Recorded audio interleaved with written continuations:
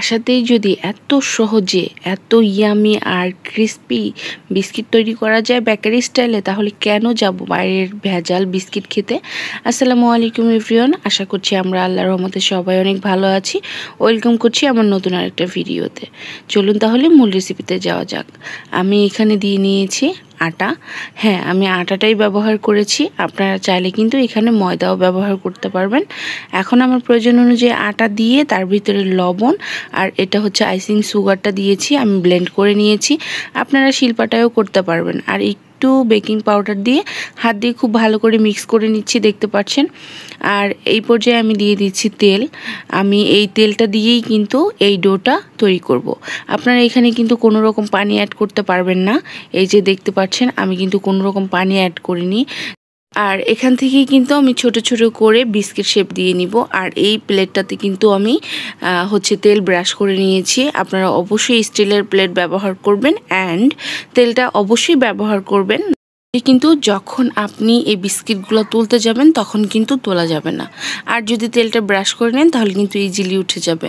আর এই যে উপর দিয়ে আমি কিন্তু ডিমের হলুদ অংশটা কুসুমটা কিন্তু ব্রাশ করে দিয়েছি। আর একটু খাইতে যাতে সুন্দর লাগে এই জন্য আমি গিয়ে উপর দিয়ে বাদাম দিয়ে দিয়েছি। দিয়ে এখন এই যে একটা বড় পাতিলের ভিতরে আমি দিয়ে দিয়েছি লবণ। আর লবণের ভিতরেই কিন্তু আমি সেই বিস্কিটগুলো দিয়ে দিয়েছি বেক করার জন্য। আমি চলে গিয়েছিলাম 20 মিনিট মতো সময় লেগেছে আমার। এই যে দেখুন বিস্কিটের কালারটা। আর এখানে কি হয়েছে জানেন, আমি কিন্তু লবণটা ব্যবহার করেছি যাতে ধরেন আপনার লবণটাও ভাজা হয়ে যাবে। আপনারা চাইলে কিন্তু ওই লবণের পরিবর্তে ওখানে বালু অ্যাড করে নিতে পারেন বা স্টান বসিয়েও নিতে পারেন, যার যেরকম ইচ্ছা। বাট লবণটা দিলে লবণটা ভাজা হয়ে যায়। আর লবণ ভাজা খেলে কিন্তু আমাদের স্বাস্থ্যের জন্য অনেক উপকার। যাই হোক, আমি কিন্তু বিস্কিটগুলো একটু বেশি কড়া করে নিয়েছি, কিন্তু নিচে দেখেন একদম পড়ে নাই। উপর দিয়ে কিন্তু সুন্দর একটা কালার চলে এসেছে। কারণ কি জানেন, আমি এখানে ডিমের কুসুমটা ব্রাশ করেছি, এই জন্য এত সুন্দর কালার চলে এসেছে। আপনারা চাইলে না কালার কিন্তু আর একটু কমিয়ে বা বাড়িয়ে নিতে পারেন, কিন্তু এটা খেতে কিন্তু অসম্ভব মজা। যদি বাসাতে এই বিস্কিটগুলো বানিয়ে খান তাহলে কেউ বুঝতেই পারবেন।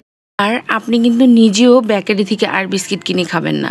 দেখুন বিস্কিটটা কতটা সফট হয়েছে, দেখেই বুঝতে পারছেন। আমি একটু কিন্তু হাত দিয়ে ভেঙেও দেখিয়ে দিলাম।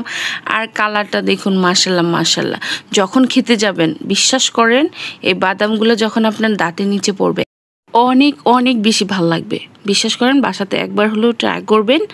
আর আমার এই রেসিপিটা কে কোথা থেকে দেখছেন, কার কাছে কেমন লেগেছে জানাতে কিন্তু একদম ভুলবেন না। কমেন্টের মাধ্যমে অবশ্যই জানিয়ে দিবেন। আর চ্যানেলটা অবশ্যই সাবস্ক্রাইব করবেন, পেজটাকে ফলো দিয়ে পাশে থাকবেন। আজকের রেসিপিটা এখানেই শেষ করছি।